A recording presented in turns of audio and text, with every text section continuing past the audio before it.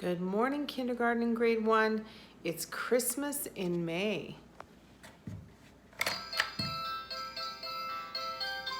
There I am to tell my story today. Playing Christmas music. There's little Jimmy. T-Rex is in for the story. And there's the Lego girls. There we all are. It's time for a Christmas story in May. And I'm going to read my favorite one. It's How the Grinch Stole Christmas.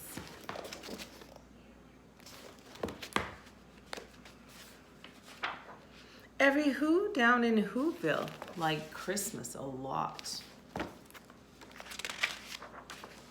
But the Grinch who lived just north of Whoville did not. The Grinch hated Christmas the whole Christmas season. Now please don't ask why. No one knows quite the reason. It could be that his head was screwed on not quite right. It could be perhaps that his shoes were too tight. But I think the most likely reason of all may have been that his heart was 2 sizes too small.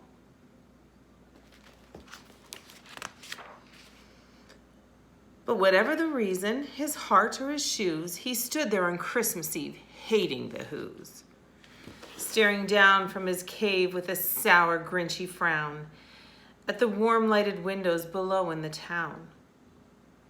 For he knew every Who down in Whoville beneath was busy now hanging a mistletoe wreath. And they're hanging their stockings, he snarled with a sneer. Tomorrow is Christmas, it's practically here. Then he growled with his Grinch fingers nervously drumming. I must find a way to stop Christmas from coming. For tomorrow, he knew.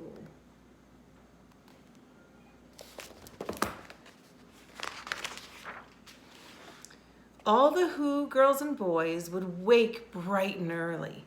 They'd rush for their toys and then, oh, the noise.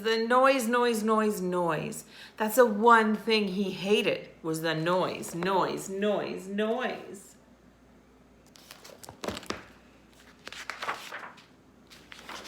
Then the Who's young and old would sit down to a feast, and they'd feast and they'd feast and they'd feast. They would feast on Who pudding and Who roast beast, which was something the Grinch didn't like in the least.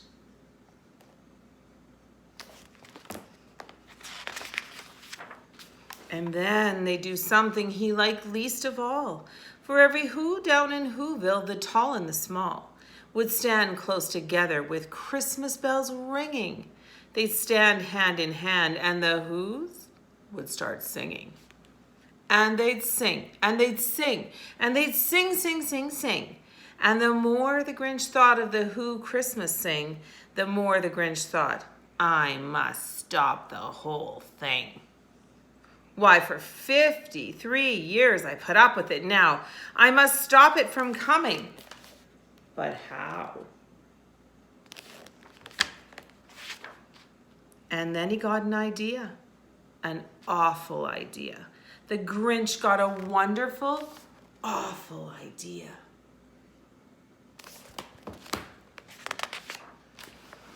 I know what to do, the Grinch laughed in his throat. And he made a quick Santa Claus hat and a coat.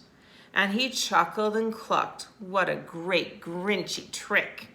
With his coat and his hat, I'll look just like Saint Nick.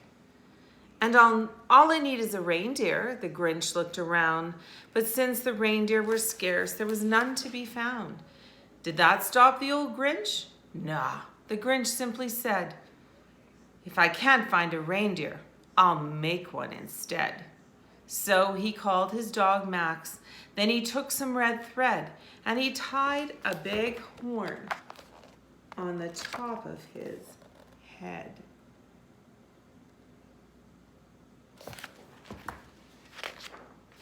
Then he loaded some bags and some old empty sacks on a ramshackle sleigh, and he hitched up poor old Max. And then the Grinch said, giddy up, and the sleigh started down toward the homes where the Who's lays a snooze in their town.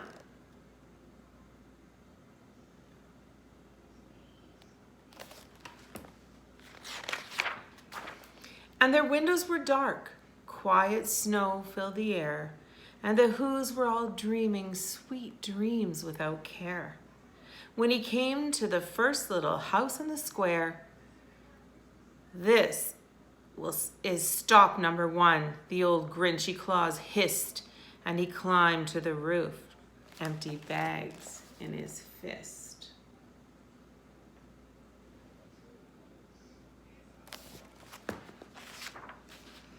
Then he slid down the chimney, a rather tight pinch.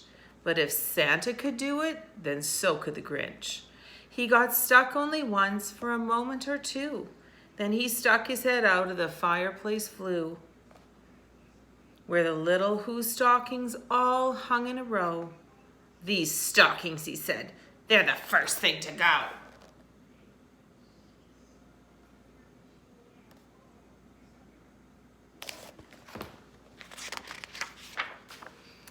Then he slithered and slunk with a smile most unpleasant. Around the whole room he took every last present. Pop guns and bicycles, roller skates, drums, checkerboards, tricycles, popcorn, and plums. And he stuffed them in bags. Then the Grinch very nimbly stuffed all the bags one by one up the chimbley.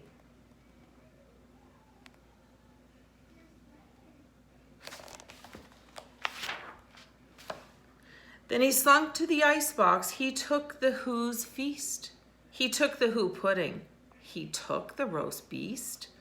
He cleaned out the icebox as quick as a flash. Why, the Grinch even took the last can of Who hash.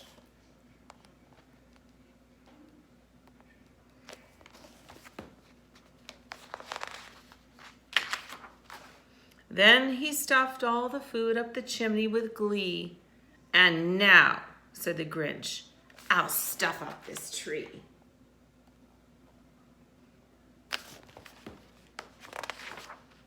And the Grinch grabbed the tree and he started to shove when he heard a small sound like the coo of a dove. He turned around fast and he saw a small Who, little Cindy Lou Who was not more than 2. The Grinch had been caught by this tiny Who daughter, who got out of bed for a cold cup of water. She stared at the Grinch and said, "Santa Claus, why? Why are you taking our Christmas tree? Why?"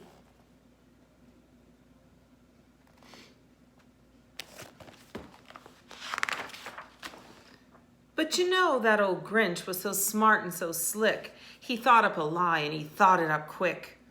"Why, my sweet little tot," said the fake Santa Claus as he lied, "there's a light in the tree that won't light on one side, so I'm taking it home to my workshop, my dear.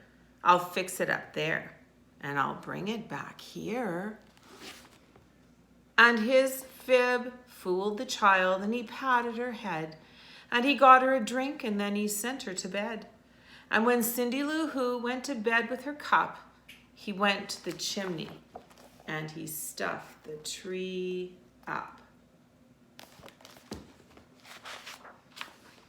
Then at last, the last thing he took was the log on the fire.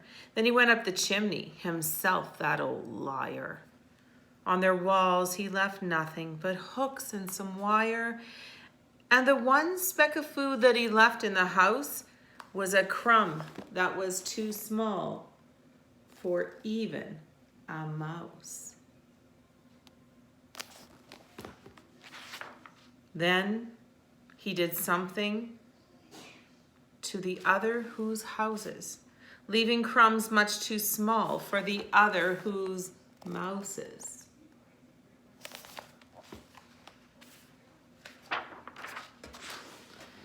It was 1/4 dawn, and the Who's still abed, and the Who's still a snooze when he packed up his sled packed it up with their presents, their ribbons, their wrappings, the tags, the tinsel, the trimmings, the trappings.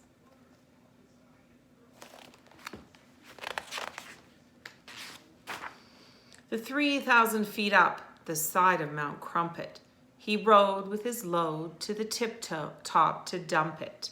Pooh, pooh to the hoots, he was grinchiously humming. They're finding out Christmas is now not coming. They're just waking up. I know what they'll do. Their mouths will hang open a minute or two, and then the who's down in Whoville will all say, boo-hoo.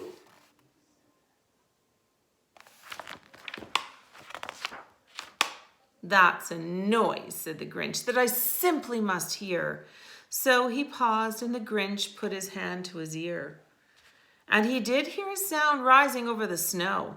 It started low, then it started to grow.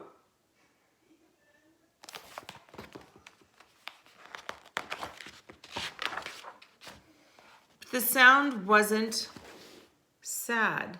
Why, the sound sounded merry? It couldn't be so. It was very merry.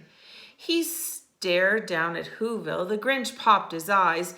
Then he shook. What he saw was a shocking surprise.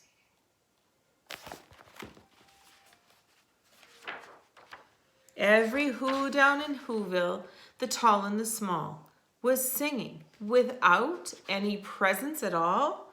He hadn't stopped Christmas from coming. It came somehow or other. It came just the same.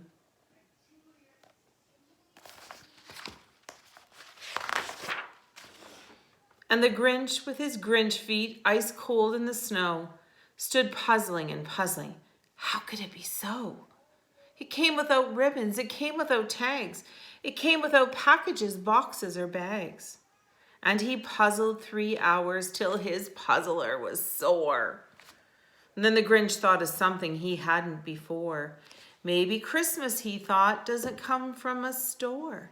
Maybe Christmas perhaps means a little bit more.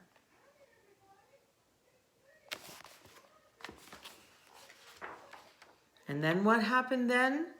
Well, in Whoville they say that the Grinch's small heart grew 3 times that size that day. And the minute his heart didn't feel quite so tight, he whizzed with his load through the bright morning light, and he brought back the toys and the food for the feast.